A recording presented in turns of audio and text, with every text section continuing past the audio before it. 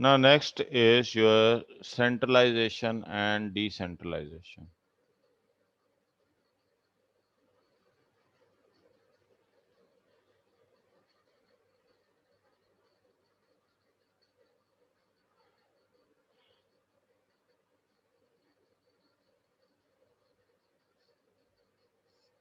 Okay. Centralization means controlling or we can say controlling all the activities or authority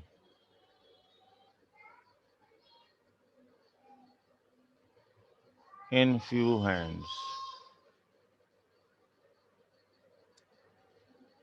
Okay. Decentralization means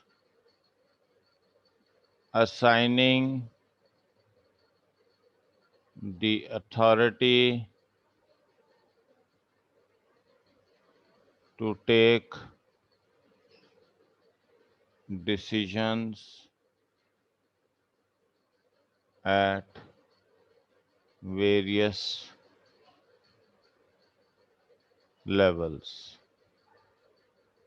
okay जी, मतलब distribution, decentralisation का मतलब होता है distribution, और जबकि सेंट्रलाइजेशन का मतलब होता है concentration of power, concentration of power to take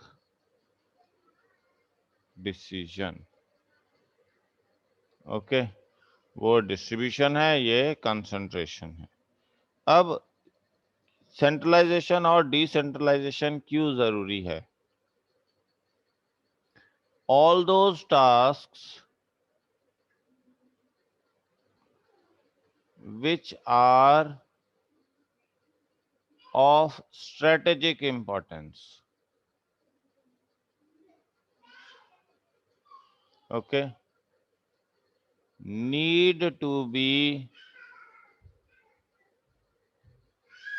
taken at top level.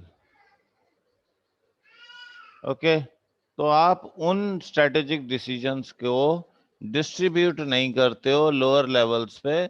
आपके पास जो power to take decision, power to decide on all those aspects is concentrated in few hands, thus it reduces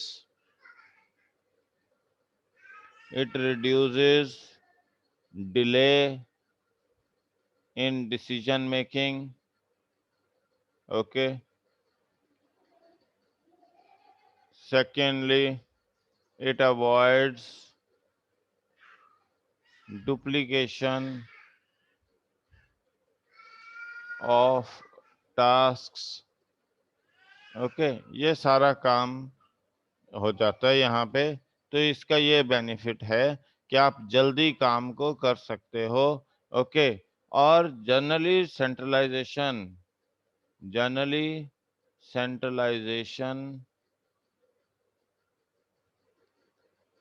is being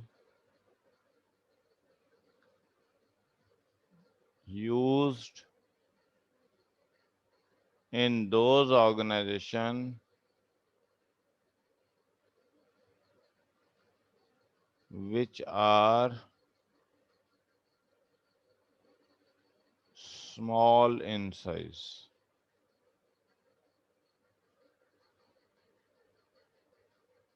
okay, जो छोटी organisation होती हैं तो उसमें सारी की सारी एक्टिविटीज टॉप लेवल के हाथ में ही रहती हैं, तो वहाँ सेंट्रलाइजेशन ज़्यादा होता है। और डिसेंट्रलाइजेशन कहाँ होता है? दोज ऑर्गेनाइजेशंस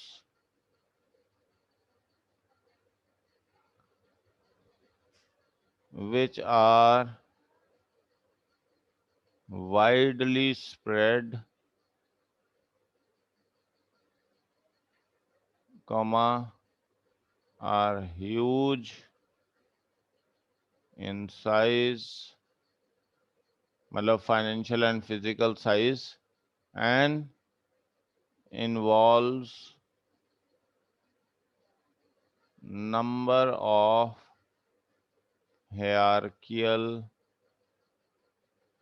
levels, तो वहाँ आपके पास जो ऑर्गेनाइजेशनल स्ट्रक्चर होता है वो क्या होता है, डिसेंट्रलाइज्ड होता है।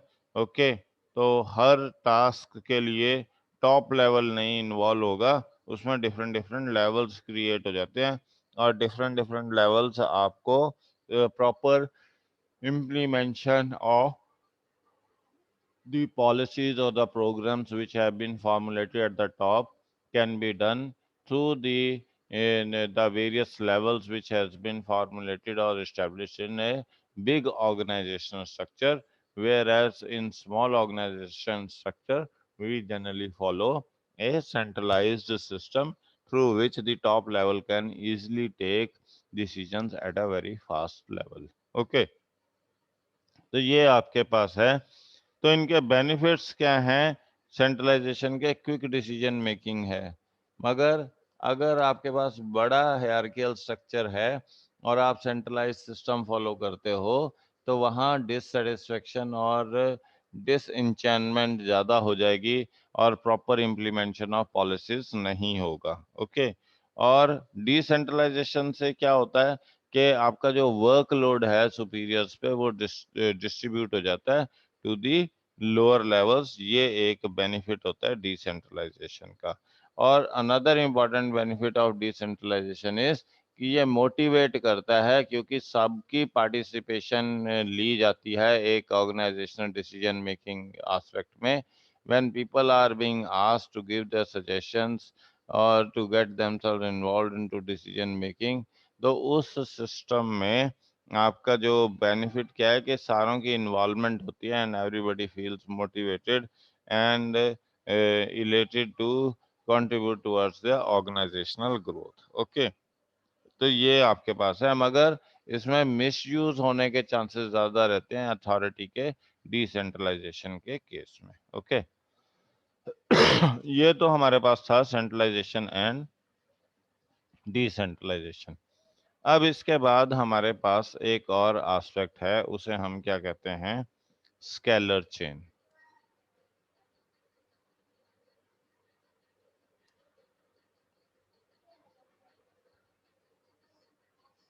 स्केलर चेन बेसिकली क्या है, that you are following various levels of authority to implement decisions in an organisation. तो स्केलर चेन ये इस तरीके से प्रेजेंट की जाती है। ओके, ये आपके पास लेवल्स हैं, मतलब अगर ए को ये B C D E F, A को अगर किसी से ई से बात करनी है तो वो पूरे एक लेवल के थ्रू जाके फिर यहाँ आएगा। ओके, ये तो है। और अगर इमरजेंसी हो जाए और ए को एफ से बात करनी है तो वो यहाँ से करता है। इसे हम क्या कहते हैं, gang plank. Okay, gang plank बोलते हैं इसे। तो इसमें क्या है, that chain of authority, scalar chain means it involves chain of authority and communication, authority and communication. Okay, which moves from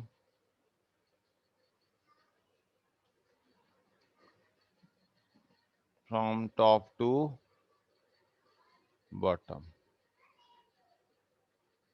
okay, तो यहाँ से चलता है, अगर इस डायरेक्शन में मूव करना है तो ए सबसे बड़ा ये है, फिर उसके बाद नीचे जाएगा। ओके, तो ये लोएस्ट लेवल पे है। अगर इसे कोई सजेशन देनी है तो वो पहले किसको देगा, बी को, बी फिर किसको देगा, सी को, सी किसको देगा, या तो टॉप लेवल को, यहाँ पे कोई लेवल होगा तो उसको देगा information, and then that will disseminate the information downstairs. तो ये आपके पास एक सिस्टम क्रिएट कर दिया गया है टू जिसमें चेन ऑफ अथॉरिटी डिफाइंड है और कम्युनिकेशन को एक्सप्लेन किया गया है, who will talk to whom, who will give suggestions to whom, and who will follow orders of whom, that has been explained through this scalar chain. Okay, तो ये आपके पास है। तो स्केलर चेन इंश्योर करता है यूनिटी ऑफ कमांड। अगर आपके पास chain of command नहीं है, ये मतलब ए किससे ऑर्डर्स लेगा, बी से, बी किससे ऑर्डर्स लेगा, सी से, तो यहाँ यूनिटी ऑफ कमांड है। ऐसे नहीं कि हर कोई किसी से भी ऑर्डर्स लेता फिरेगा, ऐसा नहीं है। तो स्केलर चेन एक तो यूनिटी ऑफ कमांड इस्टेब्लिश करती है, दूसरा एक इफेक्टिव रिलेशनशिप इस्टेब्लिश करती है बिटवीन सुपीरियर एंड सबऑर्डिनेट। अगर कोई आपका चेन ऑफ कमांड नहीं होगा तो कोई भी किसी से भी बात करेगा और कोई भी किसी का कहना मानेगा या नहीं मानेगा, ये एक प्रॉब्लम रहती है। So this scalar chain helps in deciding who has to obey whose orders and who has to communicate to whom to get the required results or required task being performed। तो ये जो है इसे कहते हैं हम स्केलर चेन कहते हैं।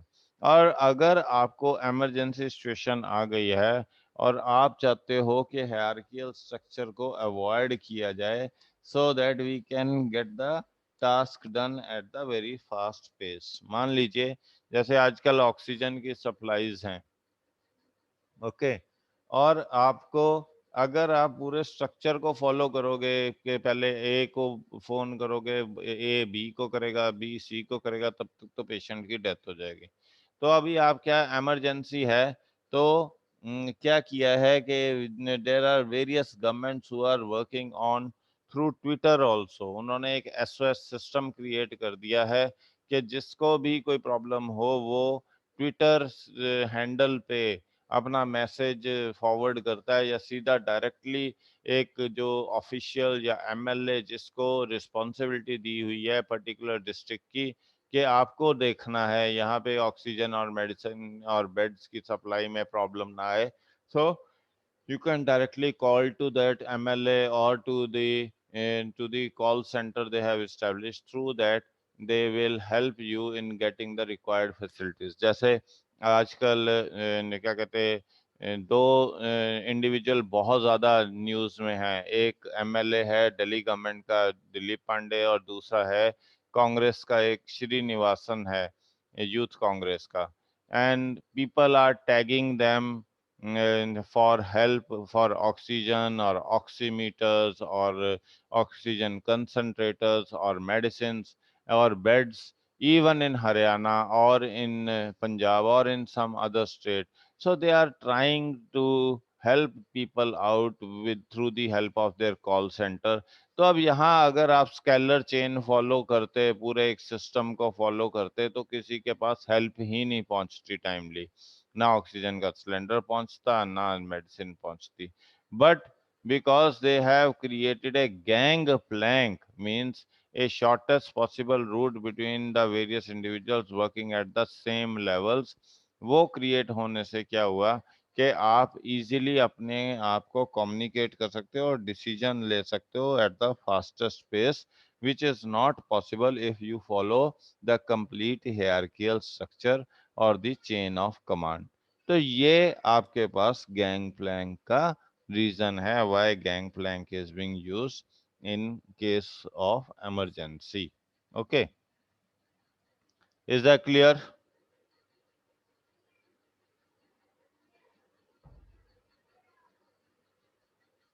हाँ जी, क्लियर है स्केलर चेन का जो मैंने एक्सप्लेन किया अभी? Yes sir. Okay, now scalar chain sir से स्केलर चेन में सर टॉप लेवल पे कौन है? टॉप लेवल पे सीईओ हो गया। सर ये इस स्ट्रक्चर में सर ये इससे बात करेगा यहाँ, ये सीईओ हो गया। ओके, ये ए डिपार्टमेंट है, ये बी डिपार्टमेंट है, ये वाला डिपार्टमेंट इस डिपार्टमेंट से बात करना चाहेगा तो पहले इसके थ्रू जाएगा कम्युनिकेशन। ऐसे नहीं कि ये वाला सीधा यहाँ पे बात कर लेगा। ये सिर्फ इमरजेंसी सिचुएशन में गैंग प्लैंक में बात करते हैं, जहाँ emergency eight the same level. ऐसा नहीं कि ए जाके बी से इससे बात कर लेगा, नहीं, ये नहीं होगा। यहाँ तो आप डायरेक्ट बात कर सकते हो एट सेम लेवल्स, वो भी इमरजेंसी सिचुएशन में, तब आप पूरे हायरार्किकल स्ट्रक्चर को छोड़ दोगे। बट अदरवाइज अगर आपको कम्युनिकेशन करनी है या डिसीजन लेना है तो आपको स्केलर चेन के अकॉर्डिंग पूरे एक सिस्टम को फॉलो करना पड़ेगा। पहले आप यहाँ तक जाओगे और यहाँ से मैसेज यहाँ कम्युनिकेट होगा, and this is how scalar chain works. हाँ जी, क्लियर है? Okay sir. ओके। तो इसका बेनिफिट होता है, एक तो अगर आपका हायरार्किकल स्ट्रक्चर है तो smooth and orderly flow of information होता है, कोई ऐसे हैफर्ड सिस्टम नहीं है। ओके, आप अथॉरिटी और रिस्पॉन्सिबिलिटी को इस्टेब्लिश कर सकोगे, अकाउंटेबिलिटी को इस्टेब्लिश कर सकोगे। अगर आप हायरार्किकल स्ट्रक्चर नहीं फॉलो करते हो तो आप अथॉरिटी रिस्पॉन्सिबिलिटी को इस्टेब्लिश करने में आपको प्रॉब्लम आएगी, या अकाउंटेबिलिटी को इस्टेब्लिश करने में प्रॉब्लम आएगी। Moreover it creates a better superior subordinate relationship. अगर आप हायरार्किकल स्ट्रक्चर को नहीं फॉलो करते हो तो सुपीरियर सबॉर्डिनेट रिलेशनशिप आपका डिस्ट्रॉय हो सकता है, and because of which there can be inefficiencies in the organisation. Okay, और इससे एक और है कि यूनिटी ऑफ कमांड आता है, कोई कंफ्यूजन नहीं होता कि किसको किससे ऑर्डर्स लेने हैं। तो ये डायरेक्टली बता सकता है कि this is the higher up authority who is authorised to give the orders, and you have to follow the orders of this particular authority centre. तो ये आपको हेल्प करता है किसमें, एक तो कंफ्यूजन दूर करने में, दूसरा आपका यूनिटी ऑफ कमांड को इस्टेब्लिश करने में। ओके, तो ये आपके पास है स्केलर चेन। अब इसके बाद चलते हैं नेक्स्ट पे, that is principle of order. Okay, order में क्या है कि everything it states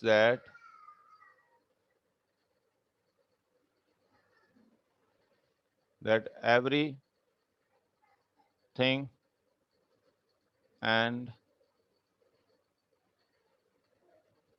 everyone should have a particular place.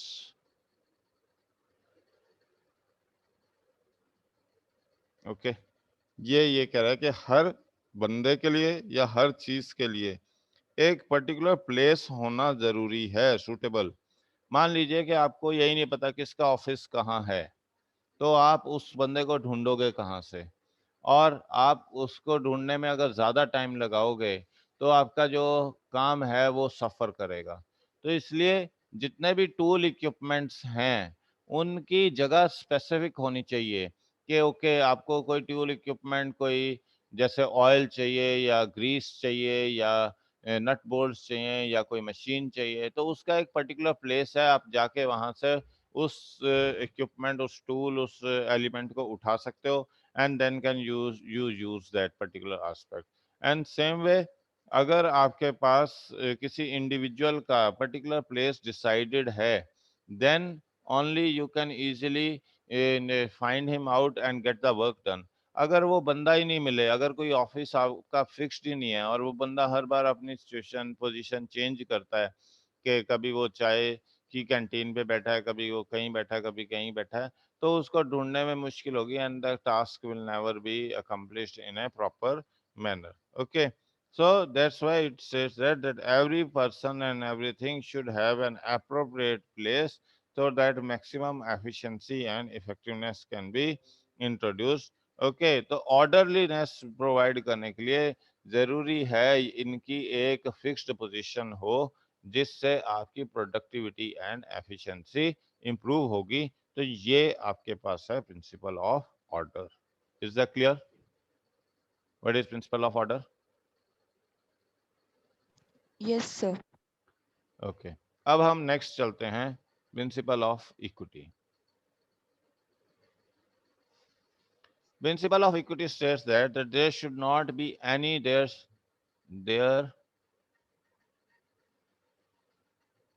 should not be any discrimination, okay, amongst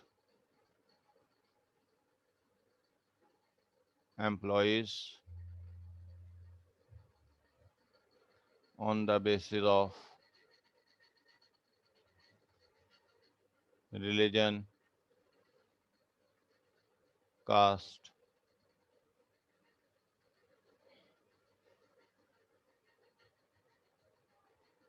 okay, religion, caste, sex, or language, okay. तो इन सारी चीजों के basis पे आप में कोई डिस्टिंग्विश कीजिए, ये दलित है, ये अपर कास्ट का है, ये हिंदू है, ये मुस्लिम है, तो उसके बेसिस पे आप एक दूसरे, जैसे अभी रिसेंटली एक एग्जांपल था कि there was one of the MPs of the government who has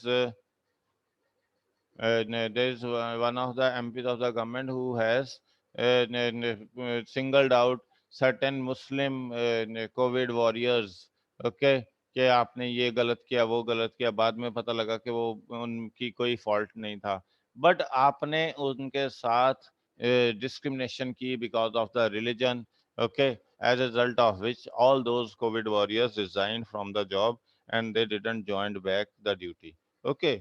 तो ये क्या है कि आपको इस चीजों को अवॉइड करना चाहिए, इक्वल ट्रीटमेंट करना चाहिए amongst the employees, and there should not be any biases on the basis of various aspects, nationality, beliefs के ऊपर, कि हम हिंदू धर्म को मानते हैं तो मुस्लिम को मानते हो, तो इस बेसिस पे आपकी कोई डिस्क्रिमिनेशन नहीं होनी चाहिए।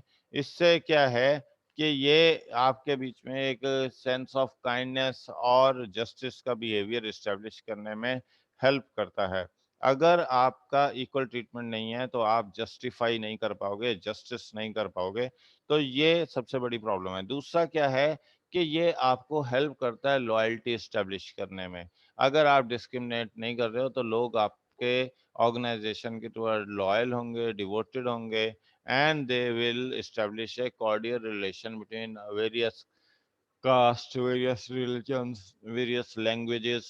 People will work together and they will cooperate towards the growth of the organization. Okay, तो यहाँ हमें बायसेस नहीं करने चाहिए, रेदर उनको एडजस्ट करना चाहिए, उनके साथ कोऑपरेट करना चाहिए, तभी उनसे उनकी प्रोडक्टिविटी मैक्सिमाइज होगी and that will help in the growth of the organisation. Okay, तो ये आपके पास प्रिंसिपल ऑफ इक्विटी है कि कॉर्डियल रिलेशन अगर आप इस्टेब्लिश करना चाहते हो, आप मोटिवेशन, सेटिस्फेक्शन इस्टेब्लिश करना चाहते हो एम्प्लॉयज में, तो उनके साथ इक्वल ट्रीटमेंट करना बहुत ज़्यादा ज़रूरी है।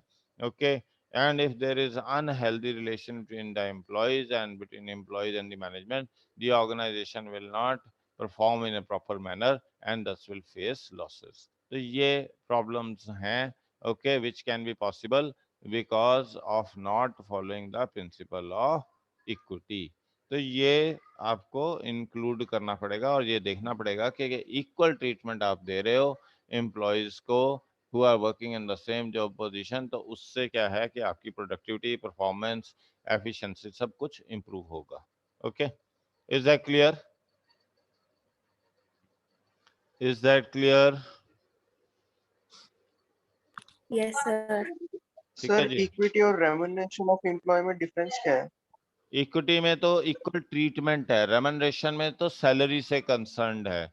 सैलरी आपकी जो स्किल लेवल्स हैं, जो परफॉर्मेंस लेवल है या जॉब पोजीशन है, उस पे सेम होनी चाहिए। ऐसा नहीं कि आप डिफरेंट डिफरेंट सैलरीज दो for the same set of skills. मगर इक्विटी में आपके सिर्फ स्किल्स नहीं कंसिडर किए जाते, आपका बाकी एस्पेक्ट्स को भी देखा जाता है। मान लीजिए कि आपके स्किल्स अच्छे हैं बट आप लोअर कास्ट के हो, तो आपको कह दिया कि नहीं, तेरे को तो ये जॉब देंगे ही नहीं हम, क्योंकि तू एससी कास्ट का है या एसटी कास्ट का है या ओबीसी है, तो तेरे को ये जॉब नहीं देंगे। फॉर एग्जांपल, जैसे मान लीजिए कि आजकल डॉक्टर्स हैं, तो हम ये तो कोई वो नहीं है criteria के only general category doctors are intelligent and other category doctors are not intelligent. जिसके पास knowledge है, skill है, जिसकी अंडरस्टैंडिंग अच्छी है, वो एक इंटेलिजेंट एम्प्लॉय है। तो आप उसकी ये मत देखो कि वो किस कास्ट को बिलोंग करता है, किस रिलीजन को बिलोंग करता है। जैसे डॉक्टर काफिल खान के बारे में आपने सुना होगा, he was the person who pointed out oxygen, lack of oxygen in Gorakhpur hospital. तो उसके बाद उसको 4 साल तक जेल में डाली रखा गवर्नमेंट ने, कि उसने गवर्नमेंट की वीकनेस को पॉइंट आउट किया। ये नहीं होना चाहिए, ये अनइक्वल ट्रीटमेंट है। सैलरी तो सेम मिल रही थी उसको बाकी डॉक्टर्स के अकॉर्डिंग, गवर्नमेंट एम्प्लॉय था, बट क्योंकि वो मुस्लिम कम्युनिटी का है, या वो किसी और रिलीजन का है, या वो किसी और लैंग्वेज से डील करता है आपके साथ, तो आप उसके साथ डिस्क्रिमिनेट नहीं कर सकते हो, आप उसको गलत तरीके से डील नहीं कर सकते हो।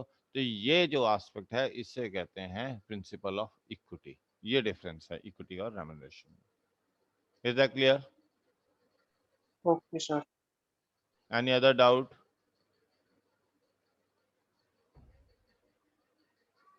Any other doubt? नहीं है?